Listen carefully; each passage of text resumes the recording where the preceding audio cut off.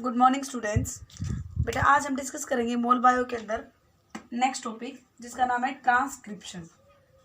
That is transcription. Last वाली video में हमने किसके बारे में डिस्कस किया था? रेप्लिकेशन के बारे में। तो देखो, रेप्लिकेशन के लिए मैंने आपको क्या बताया था कि डीएनए के पास दो प्रॉपर्टी होती है। डीएनए अपनी कॉपी भी फॉर्मेशन कर लेता है, डीएनए से डीएनए की फॉर्मेशन भी हो जाती है, और डीएनए से किसकी फॉर्मेशन भी हो जाती है भाई? आरएनए की फॉर्मेशन भी हो जाती है। तो डीएनए से डीएनए की फॉर्मेशन को हम क्या नाम देते हैं? रेप्लिकेशन, जो हमने ऑलरेडी पहले डिस्कस कर लिया था। आज हम स्टडी करेंगे कि किस तरीके से जो मास्टर कॉपी होती है दैट इज डीएनए, उससे एक वर्किंग कॉपी की फॉर्मेशन होगी दैट इज आरएनए। तो हम डीएनए को बेटा क्या नाम देते हैं? मास्टर कॉपी, और आरएनए को क्या नाम देंगे? Working copy. ये बातें हमने कहाँ पे डिस्कस की थी? ये मैंने सेंट्रल डोग्मा में आपको बताया था कि डीएनए मास्टर कॉपी होती है और आरएनए जो होगा उसको हम क्या नाम देते हैं? Working copy. तो आपको पता है कि यूनिडायरेक्शनल फ्लो ऑफ इंफॉर्मेशन, यहाँ पे एक ही डायरेक्शन में इंफॉर्मेशन फ्लो करती है। डीएनए से आरएनए के पास जाएगी और आरएनए से प्रोटीन बनता है और प्रोटीन से हमारा इंडिविजुअल बनता है। तो यहाँ पे हम किस तरीके से डिफाइन करते हैं ट्रांसक्रिप्शन को? ट्रांसक्रिप्शन को हम ऐसे डिफाइन करेंगे, it is the process of formation of RNA, process of formation of RNA from the DNA by using its template strand, by using its template strand। अब आपको ये बातें भी पता है कि हमारे डीएनए के अंदर दो स्ट्रैंड होते हैं, उनमें से एक स्ट्रैंड टेम्पलेट स्ट्रैंड की तरह काम करेगा और दूसरा वाला कौन सी तरह काम करेगा भाई? नॉन टेम्पलेट स्ट्रैंड, या उसी को हम कोडिंग स्ट्रैंड भी नाम देते हैं। ठीक है बेटा, तो ये बातें किसके बारे में? हम जस्ट जनरल अभी आपको डेफिनेशन बताइए ट्रांसक्रिप्शन की। अब हम इसके बारे में डिटेल स्टडी करेंगे कि ट्रांसक्रिप्शन के अंदर हमें किस किस सब्सटेंस की रिक्वायरमेंट होती है, किस तरीके से ट्रांसक्रिप्शन स्टार्ट होता है और किस तरीके से प्रोसीड किया जाता है। तो सबसे पहले हम बात करते हैं कि हमारे पास डीएनए के दो स्ट्रैंड है। जस्ट इमेजिन हमारे पास डीएनए के दो स्ट्रैंड है। एक स्ट्रैंड जो 3 प्राइम से 5 प्राइम डायरेक्शन में होगा और दूसरा स्ट्रैंड 5 प्राइम से 3 प्राइम डायरेक्शन में होगा। तो इनमें से जिस स्ट्रैंड की डायरेक्शन 3 प्राइम से 5 प्राइम है, उस स्ट्रैंड को हम क्या नाम देंगे बेटा? उसको हम नाम देंगे टेम्पलेट स्ट्रैंड। और दूसरा स्ट्रैंड जो 5 प्राइम से 3 प्राइम डायरेक्शन में है, उसको हम नाम देंगे कोडिंग स्ट्रैंड। उसको हम क्या नाम देंगे? Coding strand. ठीक है, तो यहाँ पे जो हमारा डीएनए आरएनए बनेगा वो आरएनए इस स्ट्रैंड का कॉम्प्लीमेंट्री बनेगा। कौन से स्ट्रैंड का? टेम्पलेट स्ट्रैंड का। सपोज करो आपको टेम्पलेट स्ट्रैंड के ऊपर सीक्वेंस गिवन है, टेम्पलेट स्ट्रैंड पे आपको ये वाले सीक्वेंस गिवन है ATGACGA। अब आरएनए के ऊपर आपसे ये पूछा जाए कि भाई आरएनए के ऊपर क्या सीक्वेंस होंगे, कौन से बेस पेयर प्रेजेंट होंगे। अगर टेम्पलेट स्ट्रैंड के ऊपर ये वाले बेस पेयर प्रेजेंट है तो आप किस तरीके से बताओगे आरएनए के ऊपर? अब हमें पता है कि टेम्पलेट स्ट्रैंड गिवन है और टेम्पलेट का ही कॉम्प्लीमेंट्री आरएनए बनेगा, तो इसके कॉम्प्लीमेंट्री बेस पेयर क्या होंगे? जी का कॉम्प्लीमेंट्री क्या होता है? टी होता है। लेकिन हमें ये बात पता है कि आरएनए के अंदर टी की बजाय कौन प्रेजेंट होता है? यूरासिल प्रेजेंट होगा। पता है ना कि डीएनए में थायमीन होता है और आरएनए में कौन होता है भाई? यूरासिल। तो इसका कॉम्प्लीमेंट्री बेस पेयर क्या आ गया? ए का कॉम्प्लीमेंट्री आ गया यू, टी का कॉम्प्लीमेंट्री ए, जी का सी, ए का यू, सी का जी और जी का सी और ए का अगेन यू। तो ये सीक्वेंस हो जाएगा हमारे आरएनए के ऊपर। किसके ऊपर सीक्वेंस होगा बेटा? ये आरएनए के ऊपर होगा। वही पोलैरिटी होगी। पोलैरिटी याद रखना, जैसे मैंने आपको बताया था कि रेप्लिकेशन की डायरेक्शन 5 प्राइम से 3 प्राइम होती है, उसी तरीके से हमारे तुमने क्या बताया था कि हमारे डीएनए का एक स्ट्रैंड किसकी तरह काम करेगा? टेम्पलेट स्ट्रैंड की तरह, और दूसरा स्ट्रैंड किसकी तरह काम करेगा बेटा? कोडिंग स्ट्रैंड की तरह। तो ट्रांसक्रिप्शन के अंदर जो पार्टिसिपेट करेगा वो सिर्फ एक स्ट्रैंड होगा, और कौन सा होगा? Template strand. टेम्पलेट स्ट्रैंड ही पार्टिसिपेट करता है क्योंकि इसी का जो कॉम्प्लीमेंट्री होगा वो क्या बनेगा? आरएनए बनेगा। अभी मैंने आपको पहले बताया कि किस तरीके से बनेगा। तो रिमेंबर ऑलवेज कि आरएनए की जो सीक्वेंस होंगी they are complementary to the template strand. वो टेम्पलेट स्ट्रैंड की तो कॉम्प्लीमेंट्री होंगी, but they are similar to the coding strand. वो कोडिंग स्ट्रैंड की सिमिलर स्ट्रैंड होंगी और टेम्पलेट स्ट्रैंड की कैसी होंगी, कॉम्प्लीमेंट्री स्ट्रैंड होगी। लेकिन डिफरेंस क्या होगा कि कोडिंग स्ट्रैंड में टी मिलेगा आपको, लेकिन आरएनए के अंदर टी की जगह क्या मिलेगा बेटा, यू मिलेगा। तो इस तरीके से आप बता सकते हैं। अब क्वेश्चन ये आता है कि रेप्लिकेशन के अंदर तो दोनों ही स्ट्रैंड पार्टिसिपेट कर रहे थे, both strands are involve, but in transcription, लेकिन ट्रांसक्रिप्शन के अंदर क्या हो रहा है, only one strand act as template strand, सिर्फ एक ही स्ट्रैंड टेम्पलेट स्ट्रैंड की तरह काम कर रहा है। ऐसा क्यों हुआ, why, what is the reason? तो इसके लिए बहुत ही इंपॉर्टेंट रीजन होता है। अगर हम बात करें कि डीएनए के दोनों स्ट्रैंड टेम्पलेट स्ट्रैंड की तरह काम करने लग जाएं, बहुत इंपॉर्टेंट क्वेश्चन बनता है बेटा फाइनल एग्जाम में। यहाँ से इंपॉर्टेंट पॉइंट सुनेंगे कि क्या डिफरेंस होता है। तो बेटा हम क्या बता रहे थे कि डीएनए के दोनों स्ट्रैंड में से, डीएनए के पास दो स्ट्रैंड होगा जिनमें से only one strand act as template strand, सिर्फ एक स्ट्रैंड है जो टेम्पलेट स्ट्रैंड की तरह काम करेगा। तो क्वेश्चन ये आ जाए कि why both the strand of the DNA do not participate in the transcription, इसका क्या रीजन होगा। जस्ट इमेजिन अगर दोनों स्ट्रैंड से आरएनए बनने लग जाए, अगर दोनों स्ट्रैंड से आरएनए बनने लग जाएगा तो कितने आरएनए बनेंगे बेटा, दो आरएनए बनेंगे, क्योंकि आरएनए तो सिंगल स्ट्रैंडेड बन रहा है मान लो।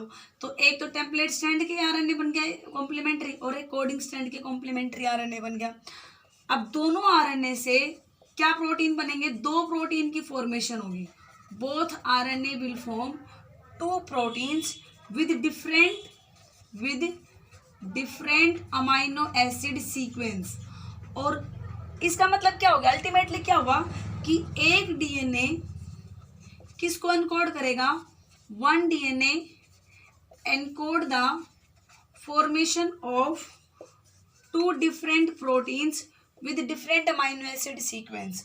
और ये जो स्टेटमेंट है, ये जो बात है, ये क्या करती है, it makes genetic machinery complicate. तो ये क्या कर देगी, ये जेनेटिक मशीनरी को कॉम्प्लिकेट कर देगी। It complicate the genetic machinery because, क्योंकि कोई डीएनए का कोई फंक्शन स्पेसिफिक रह ही नहीं गया, इसकी वजह से हमें पता ही नहीं चलेगा कि भी कौन सा प्रोटीन डीएनए से बनेगा, क्योंकि एक ही प्रोटीन एक ही डीएनए दो अलग अलग प्रोटीन की फॉर्मेशन कर रहा है। और इस वजह से हमारी पूरी कॉम्प्लेक्सिटी क्रिएट हो जाएगी हमारे जीनोटाइप के अंदर। तो पहला तो ये रीजन है। पहला रीजन क्या बताया आपको कि डीएनए के दोनों स्ट्रैंड क्यों काम नहीं करेंगे, क्योंकि एक डीएनए से दो प्रोटीन की फॉर्मेशन हो जाएगी जिसमें दोनों में अमाइनो एसिड की सीक्वेंस डिफरेंट होगी, पहला रीजन। जो दूसरा रीजन क्या होगा, अगर बोथ स्ट्रैंड टेम्पलेट स्ट्रैंड की तरह काम करेंगे, if both strand act as template strand, दोनों ही स्ट्रैंड टेम्पलेट स्ट्रैंड की तरह काम करेंगे, तो दो आरएनए की फॉर्मेशन होगी। Two RNA will be form which are complementary to each other.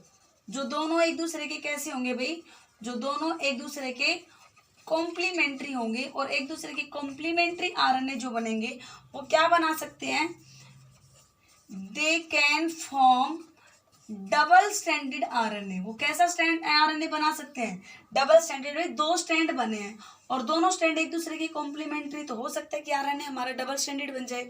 और जो डबल स्ट्रैंडेड आरएनए बनेगा दैट डू नॉट पार्टिसिपेट, वो किस में पार्टिसिपेट नहीं करता है भाई, that do not participate in translation, वो ट्रांसलेशन के अंदर दैट इज प्रोटीन फॉर्मेशन के अंदर पार्टिसिपेट नहीं करेगा। और अगर प्रोटीन ही नहीं बने तो हमारी बॉडी में डीएनए का फंक्शन क्या रह जाएगा। तो ये दो रीजंस होते हैं जिनकी वजह से जो डीएनए है उसका एक ही स्ट्रैंड टेम्पलेट स्ट्रैंड की तरह काम करेगा। दैट मीन्स कि वो आरएनए फॉर्मेशन में इन्वॉल्व होगा। ठीक है स्टूडेंट्स, तो ये बात है आपको जस्ट इंट्रोडक्शन मैंने दिया है ट्रांसक्रिप्शन का, कि ट्रांसक्रिप्शन क्या होता है, ट्रांसक्रिप्शन में कौन सा स्ट्रैंड इन्वॉल्व होगा और आरएनए की फॉर्मेशन कैसे होती है। अब हम बात करते हैं कि एग्जैक्टली जो इसका मैकेनिज्म है ट्रांसक्रिप्शन का वो किस तरीके से स्टार्ट होता है। तो उसके लिए सबसे पहले हम बात करेंगे ट्रांसक्रिप्शनल यूनिट की। किसकी बात करेंगे बेटा, ट्रांसक्रिप्शनल यूनिट की। तो सबसे पहले हमें ये बात पता होनी चाहिए कि व्हाट इज ट्रांसक्रिप्शनल यूनिट। हम कैसे डिफाइन करेंगे, it is the segment of template strand of DNA that involves, जो किसके अंदर इन्वॉल्व होता है, दैट इन्वॉल्व्स इन ट्रांसक्रिप्शन, जो ट्रांसक्रिप्शन में इन्वॉल्व होगा, इज कॉल्ड, उसको हम क्या नाम देंगे, ट्रांसक्रिप्शन यूनिट। अब ट्रांसक्रिप्शन यूनिट के कंपोनेंट की बात आ जाए कि इसके कौन कौन से कंपोनेंट्स होते हैं, इसके कितने पार्ट होते हैं, तो इसके बेटा 3 पार्ट्स होते हैं। कौन कौन से पार्ट होंगे, पहला होगा प्रोमोटर, दूसरा होगा टर्मिनेटर, और तीसरा क्या होगा, structural gene. Promoter, terminator and structural gene. अभी मैं आपको एक डायग्राम ड्रॉ करके दिखाती हूँ। यहाँ पे वो डायग्राम किसका होगा, वो ट्रांसक्रिप्शन यूनिट का डायग्राम होगा। यहाँ पे डायग्राम आप देख रहे हैं। तो इनमें से एक स्टैंड हमारा टेम्पलेट स्टैंड है, उसकी डायरेक्शन हमेशा क्या होगी, 3 प्राइम से 5 प्राइम। दूसरे की डायरेक्शन क्या होगी, 5 प्राइम से 3 प्राइम। तो इसमें यहाँ पे ये जो बॉक्स होगा, जो बिल्कुल 5 प्राइम एंड की तरफ प्रेजेंट है कोडिंग स्टैंड के, और हम टेम्पलेट की बात करें तो 3 प्राइम एंड की तरफ प्रेजेंट है, और एक ये बॉक्स आप देख रहे हैं। तो इनमें से this is known as promoter, और इसको हम क्या नाम देंगे, टर्मिनेटर। ये स्टैंड कौन सा है भाई, दिस इज टेम्पलेट स्टैंड, और ये स्टैंड कौन सा है बेटा, कोडिंग स्टैंड। इसके बीच में ये जो जीन बने, ये जीन कौन से हैं, स्ट्रक्चरल जीन। क्या है, स्ट्रक्चरल जीन। आप देखो ये हमारी ट्रांसक्रिप्शन यूनिट है। इनमें से प्रोमोटर के पास एक टाटा बॉक्स होता है। कौन सा बॉक्स होता है, टाटा बॉक्स। इस टाटा बॉक्स के ऊपर आके कौन बाइंड करता है, आरएनए पॉलीमरेज। इस तो प्रोमोटर का मेन काम क्या होता है, यहाँ से ट्रांसक्रिप्शन स्टार्ट होता है। ये साइट की तरह काम करता है जिसके ऊपर RNA polymerase plus transcription factor है वो बाइंड करेंगे। RNA polymerase and transcription factor binds over the promoter.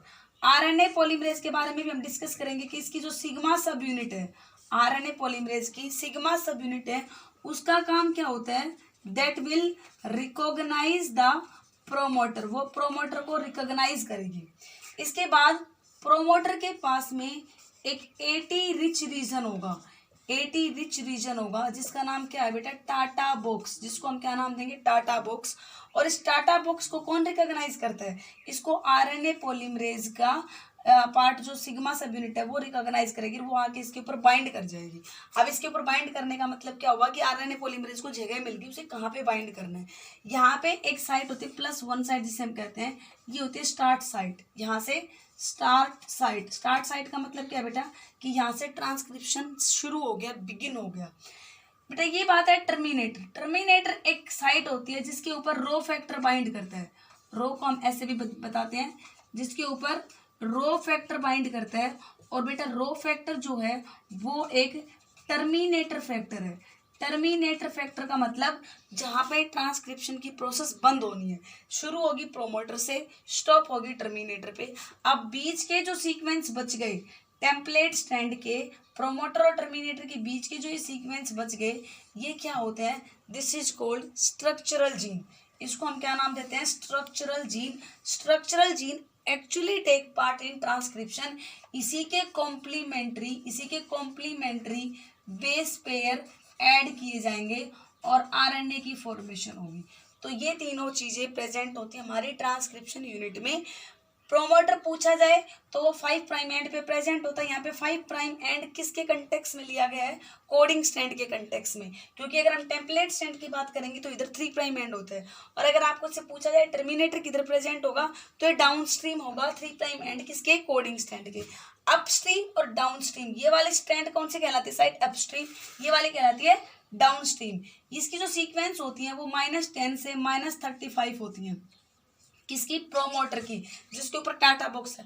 अगर कई बार ये तो हाई लेवल पे पूछा जाता है नीट के ऊपर, ये क्वेश्चन आपके सीबीएसई में नहीं आएगा कि टाटा बॉक्स की सीक्वेंस कैसे होती है। अगर फिर भी पूछा जाए तो मैं आपको बता देती हूँ, टाटा 8 ये सीक्वेंस होती है बेटा टाटा बॉक्स की, TATAAT, ये सीक्वेंस किसकी है, टाटा बॉक्स की, which is recognised by the RNA polymerase. तो ये बातें किसके बारे में थी, ट्रांसक्रिप्शन यूनिट। मैं आपको सेपरेट नोट्स प्रोवाइड कर दूंगी, यहाँ पे जस्ट आपको समझाने वाली बातें बताई गई हैं कि ट्रांसक्रिप्शन यूनिट किस तरीके से होती है। ठीक है स्टूडेंट्स।